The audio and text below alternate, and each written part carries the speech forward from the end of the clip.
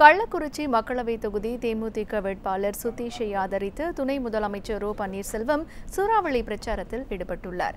விழுப்புரம் மாவட்டம் சங்கராபுரத்தில் பிரச்சார பயணத்தின் போது சட்டத்துறை அமைச்சர் சி வி சண்முகம் மற்றும் அதிமுக தேமுதிக நிர்வாகிகள் தொண்டர்கள் ஏராளமானோர் கலந்து கொண்டனர்.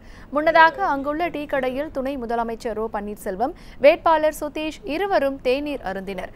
இதையடுத்து விநாயகர் கோவிலில் சுவாமி தரிசனம் செய்துவிட்டு துணை முதலமைச்சர் ஓ பன்னீர்செல்வம் பிரச்சாரத்தை தொடங்கினார்.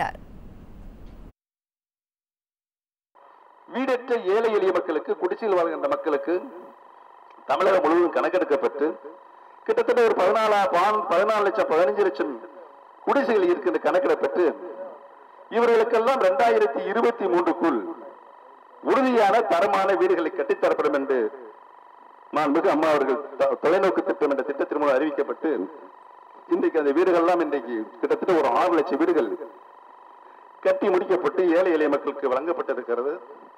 உறுதியாக 2023க்குள் தமிழகம் குடிசை பகுதியில் இல்லாத கிராமங்களாக, குடிசை பகுதியில் அற்ற கிராமங்கள், பேரூராட்சிகளாக, குடிசை பகுதியில் அற்ற நகரங்களாக, குடிசை பகுதியில் அற்ற மாநகரானாக உருவாக்கப்படும் என்பதனை இந்த கூட்டத்தின் மூலமாக தெரிவித்துக் கொள்ள கடமைப்பட்டிருக்கிறேன்.